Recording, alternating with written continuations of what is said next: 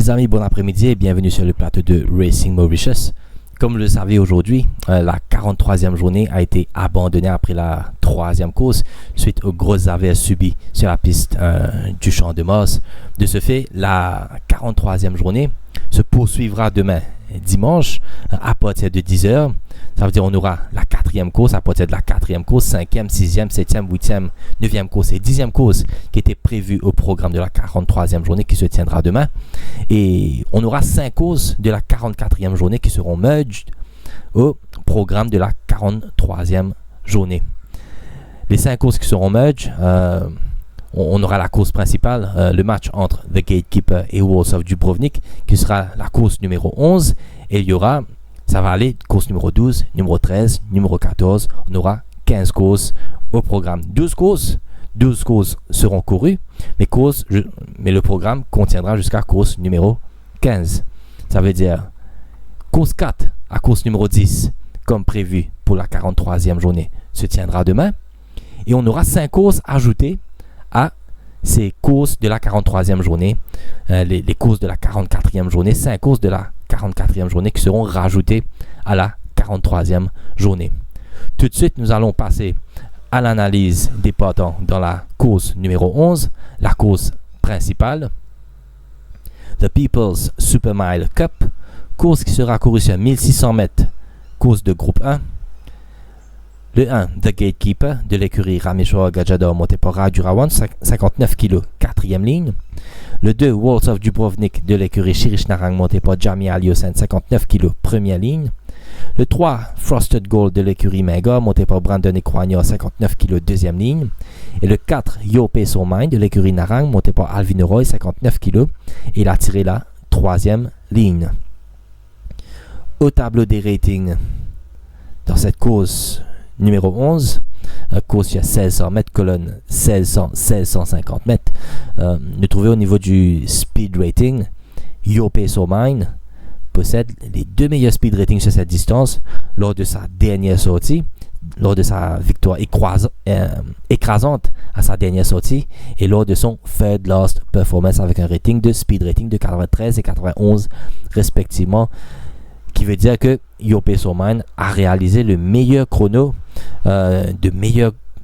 sur la distance par rapport à Walls of Dubrovnik, Frosted Gold et The Gatekeeper cette saison.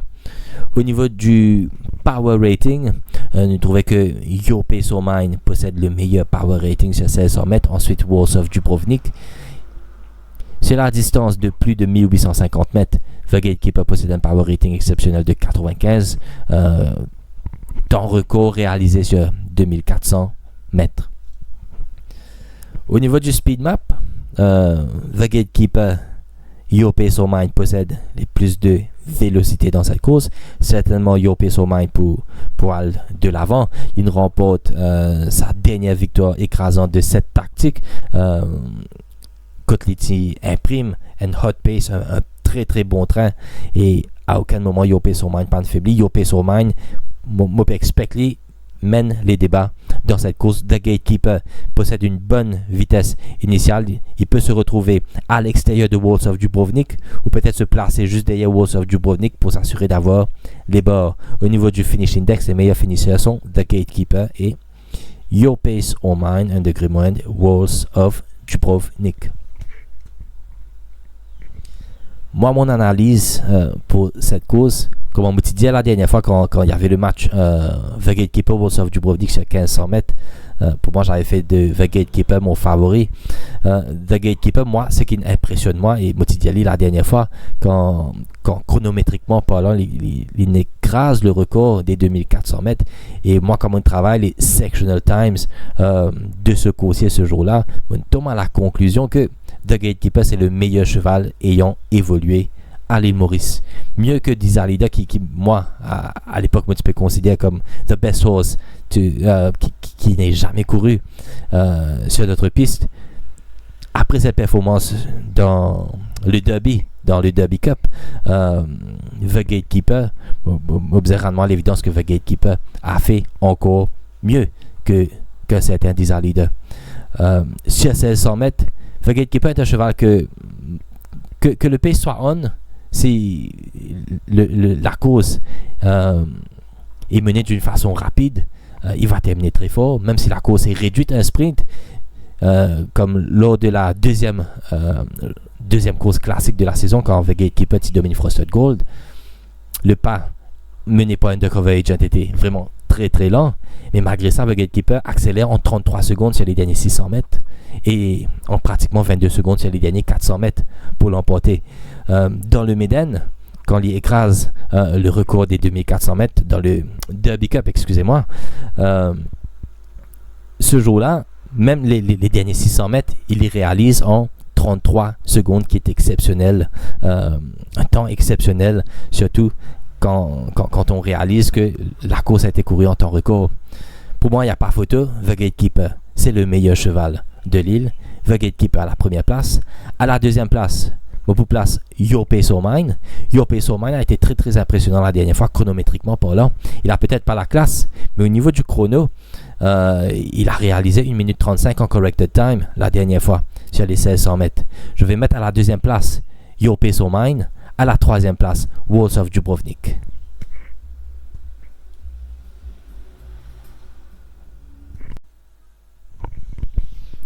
Course numéro 12.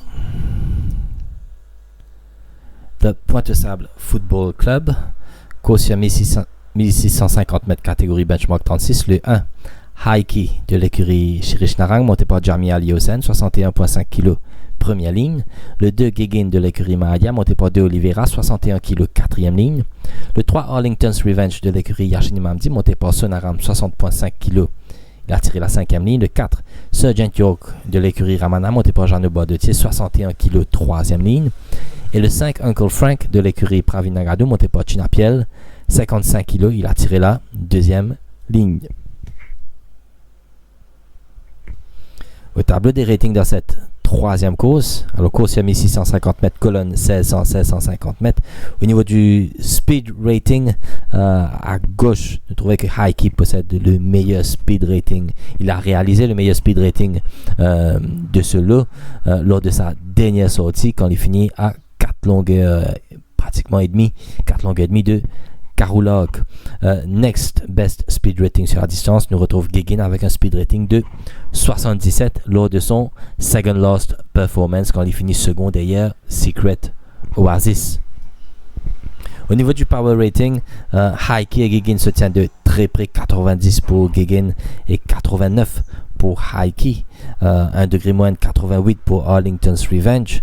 Au niveau du rating, la course devrait se jouer entre Gigin, Haiki, 1 degré moindre, Arlington's Revenge. Au niveau du Speed Map Start and Finish Index, Sergeant York et Gigin possèdent les meilleures vélocités au départ. Sergeant York, parfois il se montre un peu lent à sa sortie des boîtes. Gigin pourrait se retrouver aux avant-postes dans cette course, une course qui semblerait pour favoriser les front-runners, parce que à part ces deux coursiers, Arlington's Revenge, Uncle Frank, Haiki, ce sont des midfielders et des chevaux qui viennent de l'arrière. Au niveau du finish index, meilleur finisseur attribué à Haiki et Gigin.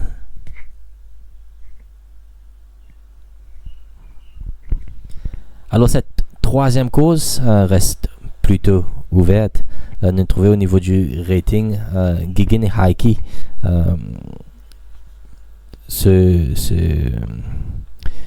ils se montrent comme les chevaux les plus en vue dans cette course.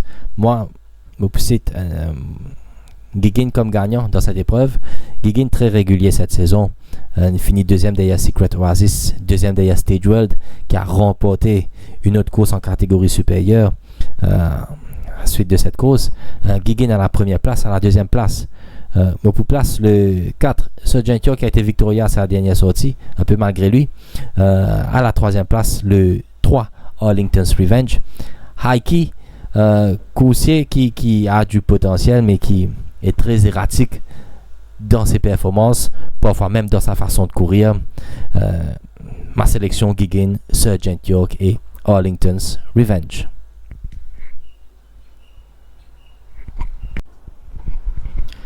La 13e course,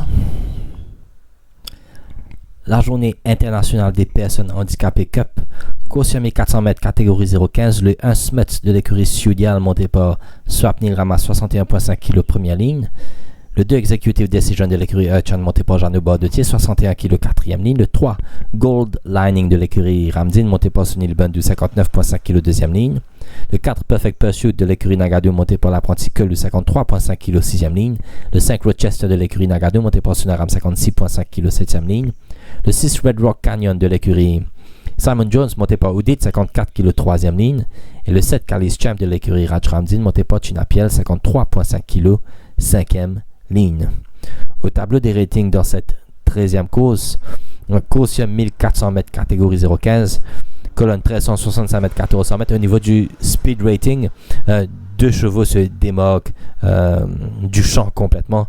C'est Smuts et Rochester. Smuts possède un speed rating, réalise un speed rating de 86 lors de son third last performance. Course quand il se fait battre par moins d'une longueur par Chestnut Cove. Par Quest for Good, excusez-moi, sur 1365 mètres. Rochester réalise un speed rating de 84 lors de son avant-dernière sortie et 83 lors de sa dernière sortie victorieuse. Au niveau du power rating, Rochester possède un power rating de 96 et Smuts 94. Ils sont totalement décalés par rapport à tous leurs adversaires. Un two-horse race, il semblerait, dans cette première course. Au niveau du speed map, start and finish index, Smuts, seul front-runner de l'épreuve, il va se retrouver seul en tête. Conditions idéales, circonstances idéales pour Smuts avec la première ligne. Les poils en tête, pépénat d'autres front-runners dans cette course. Rochester avec sa septième ligne, comme on trouve au niveau du speed map, les caves retrouvent en épaisseur sur la première courbe. Au niveau du finish index, le meilleur finisseur de la course reste Rochester. Alors cette 13e épreuve, comme on trouve au niveau du rating et même à la lecture de nos speed maps, vous trouvez que c'est un tour horse race entre Smuts et Rochester. Tous les autres coursiers, que ça soit Executive Decision, Gold Lining, Perfect Pursuit, Red Rock Canyon, Kalis Champ, ils n'ont rien démontré de bon cette saison. Les plus réguliers demeurent Smuts et Rochester. Moi, pour accorder un avantage à Smuts par rapport à ce racing pattern. C'est un cheval qui sera en tête. Il tient la première ligne et moi, je pensais que c'est une occasion en or pour Smuts de renouer avec le succès. À la première place, on met Smuts, le 1. À la deuxième place, le 5, Rochester. À la troisième place, pourquoi pas le 2, Executive Decision.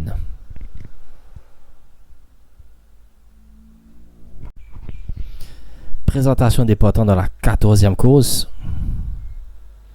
The Mugiabo de Bramston Football Cup, course sur 990 mètres, catégorie benchmark 46, le 1 Desert Boy de l'écurie Rawat, monté par Sunaram, 61 kg 3e ligne. Le 2 Action Pack de l'écurie Yannick Pedro, monté par Kersi Ramsamy, 60 kg 4e ligne. Le 3 Sprite de l'écurie Menga, monté par Cédric Ségéon, 60 kg 1er ligne.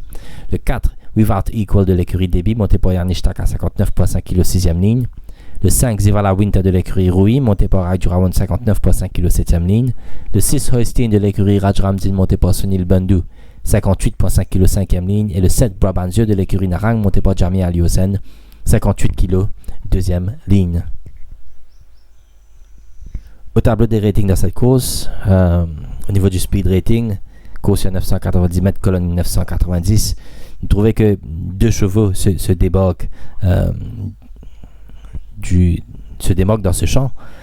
Desert Boy et Brabanzio. Desert Boy réalise un speed rating de 119 lors de son second last performance et deux fois un rating de 118 lors de son last performance et third last performance. Brabanzio lui aussi réalise un rating de 118 lors de sa dernière sortie victorieuse face à Alas Ken Knight. Malheureusement, on a eu un petit souci pour le montage du speed map dans cette course, du fait que c'était la 10e course au programme et comme d'habitude pénalise les courses, nous avons un petit souci informatique pour process le speed map pour cette épreuve. Mais nous avons fait une petite analyse, nous trouvons que Spry Spry de sa première initiale, la première ligne, Desert Boy, 2 chevaux très rapides. Mais on pensait que Spry, il profite de sa première ligne pour tenir tête à Desert Boy qui va se retrouver en position one-off. Spry dans la position tête et corde. Faut se rappeler qu'il a gagné toutes ses courses dans ces conditions. Brabantio de sa deuxième ligne, il va bénéficier de ce pas initial dans cette épreuve et certainement il va terminer très très fort. Moi, mon choix dans cette course, vous pouvez mettre à la première place le 7 Brabantio, du fait que vous pensez pour une légère lutte sur les premiers 200 mètres entre Spry et Desert Boy. La course va partir assez vite. À la première place, vous mettez le 7 Brabantio. À la deuxième place, vous mettez le 3 Spry. Et à la troisième place, le 1 Desert Boy.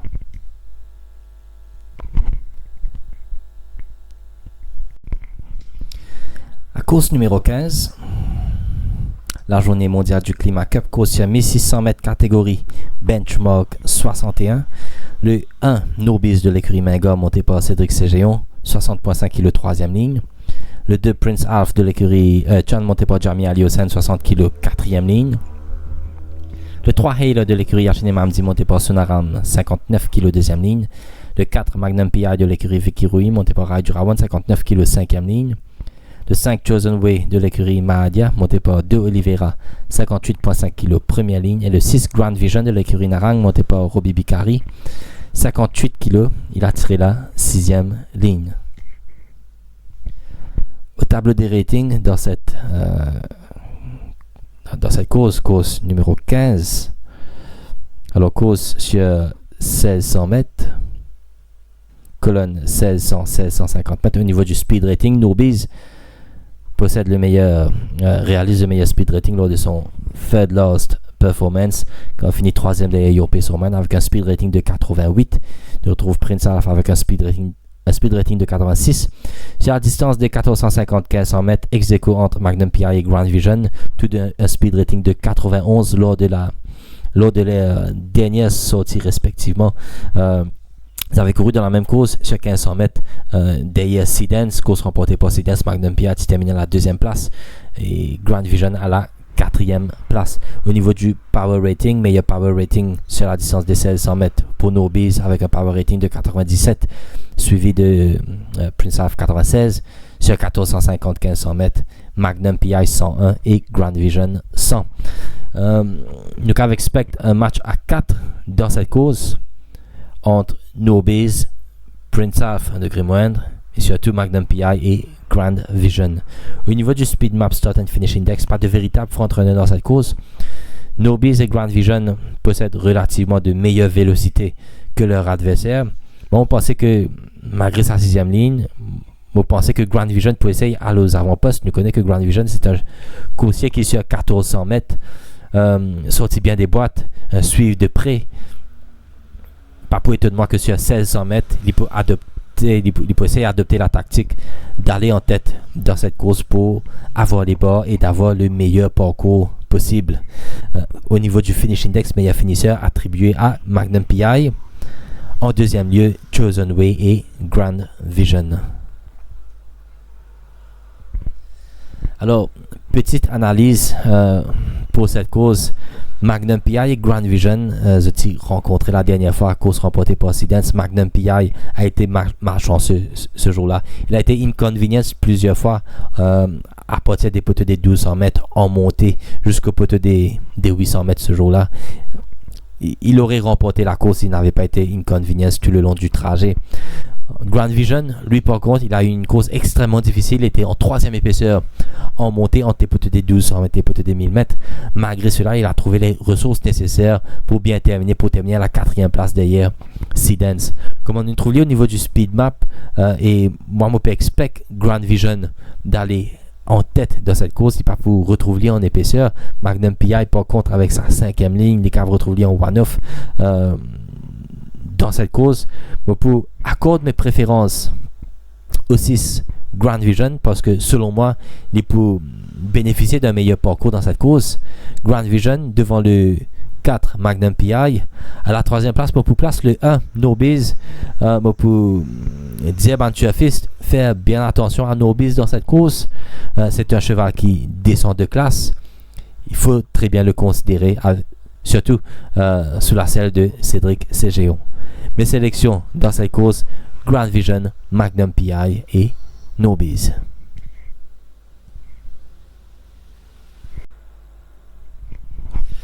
On arrive à la fin de cette émission. On passe en revue les différentes sélections et les meilleures possibilités pour cette journée de demain, principalement concernant les 5 courses qui figuraient sur le race card de la 44e journée, les 5 courses additionnelles. Best on ratings, comment trouver au niveau du rating, celui qui décale un petit peu par rapport à ce bon adversaire. Dans la course numéro 13, le 1 Smuts, Best on Speed Maps, toujours course numéro 13, le 1 Smuts, nous trouver au niveau du Speed Map, seul en tête, première ligne, il aura tous les atouts de son côté. C'est l'occasion rêvée pour Smuts de traverser le but en premier. Moi, mon banker de la journée, dans la course classique, dans la course numéro 11, le 1 The Gatekeeper, pour moi, no race. Mon value bet de la journée, concernant ces 5 courses qui figuraient dans la 44e journée, dans la course numéro 13, le 1 Smuts. C'est tout pour moi pour ce week-end de course. On se retrouve la semaine prochaine pour la journée internationale. Merci et bonne soirée.